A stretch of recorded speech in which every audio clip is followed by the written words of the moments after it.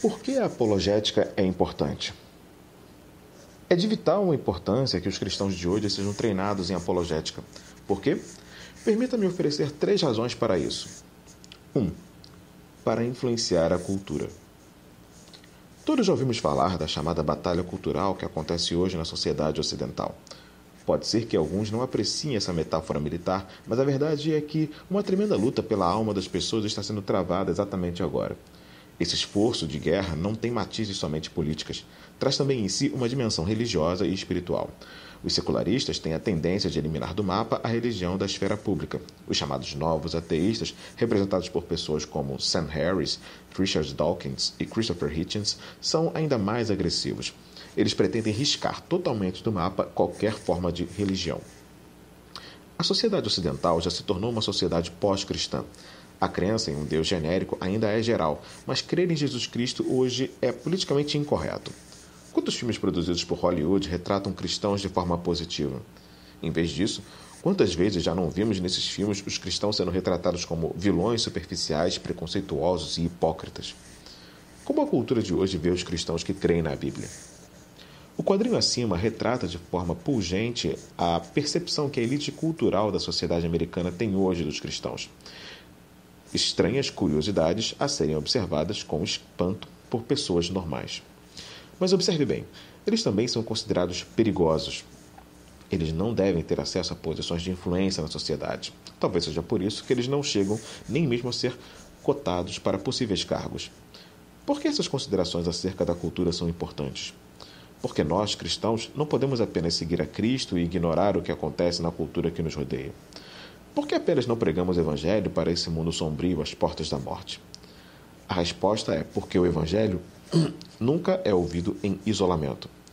Ele sempre é ouvido em contraste com o pano de fundo da cultura na qual nascemos e fomos criados. Alguém que tenha sido criado em uma cultura que olhe para o cristianismo com simpatia será aberto ao Evangelho de um modo que outra pessoa criada em uma cultura secular não será. No caso de pessoas inteiramente secularizadas, dizer para crer em Jesus é como dizer para acreditar em fadas e duendes. É assim absurda que a mensagem de Cristo soa aos seus ouvidos. Para perceber a influência que a cultura tem na forma como pensamos, imagine o que você pensaria se um seguidor da religião hindu ou um Hare Krishna, com sua cabeça raspada e aquela roupa alaranjada, abordasse você em um aeroporto ou shopping center e lhe oferecesse uma flor e convidasse você a se tornar um seguidor de Krishna. Um convite como esse provavelmente soaria bizarro a seus ouvidos, ou aberração, talvez até um pouco engraçado.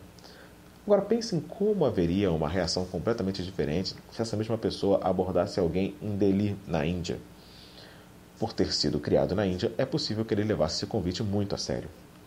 Se essa tendência de cair no secularismo é geral hoje nos Estados Unidos, o que nos espera amanhã já está evidente na Europa de hoje.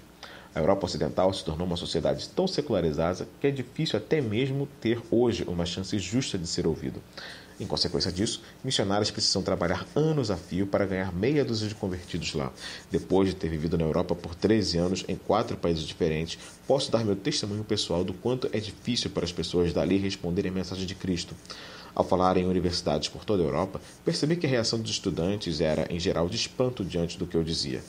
Segundo o pensamento que eles têm, o cristianismo é coisa de mulheres, idosas e crianças. Afinal, o que esse senhor com 2 títulos de doutorado de universidades europeias está fazendo aqui, defendendo a verdade da fé cristã com argumentos para os quais não temos respostas? Certa vez, quando estava fazendo uma palestra em uma universidade da Suécia, um estudante me perguntou durante a sessão de perguntas e respostas, logo depois da minha preleção. Entre aspas, o que você está fazendo aqui? Fecha aspas. Completamente espantado, respondi, entre aspas, fui convidado pelo Departamento de Estudos Religiosos para dar essa palestra, fecha aspas. Abre aspas. Não é isso que estou querendo dizer, fecha aspas, insistiu ele. Abre aspas. Você não percebe o quanto tudo isso é estranho? Quero saber o que motiva você pessoalmente a vir aqui fazer isso, fecha aspas. Suspeito que ele nunca havia conhecido um filósofo cristão na vida. Na verdade, um importante filósofo sueco me disse que não havia filósofos cristãos em nenhuma universidade da Suécia. Aquela pergunta me deu a oportunidade de compartilhar com aquele estudante a história de como eu me converti. O ceticismo nas universidades europeias é algo tão profundo que, quando falei sobre a existência de Deus na Universidade do Porto, em Portugal, os estudantes, entre parênteses, segundo me informaram depois, chegaram a ligar para o Instituto de Filosofia da Universidade de Louvain, na Bélgica, ao qual sou filiado, para saber se eu era um impostor. Eles acharam que eu era um embuste. Eu simplesmente não me adequava ao estereótipo de que eles faziam de um cristão. Seu evangelho deve ser ouvido como algo intelectualmente viável por mulheres e homens que pensam, então é vital que nós, cristãos, moldemos nossas culturas de tal forma que a fé cristã não possa ser descartada como mera superstição. É nesse ponto que entra a apologética cristã. Se os cristãos puderem ser treinados para oferecer sólidas evidências daquilo em que creem e boas respostas para as perguntas e objeções dos incrédulos, então a imagem que se tem dos cristãos vai pouco a pouco mudar. Os cristãos passarão a ser vistos como pessoas inteligentes e preparadas a serem levadas a sério e não menos fanáticos ou palhaços. E o Evangelho será uma opção concreta para essas pessoas seguirem.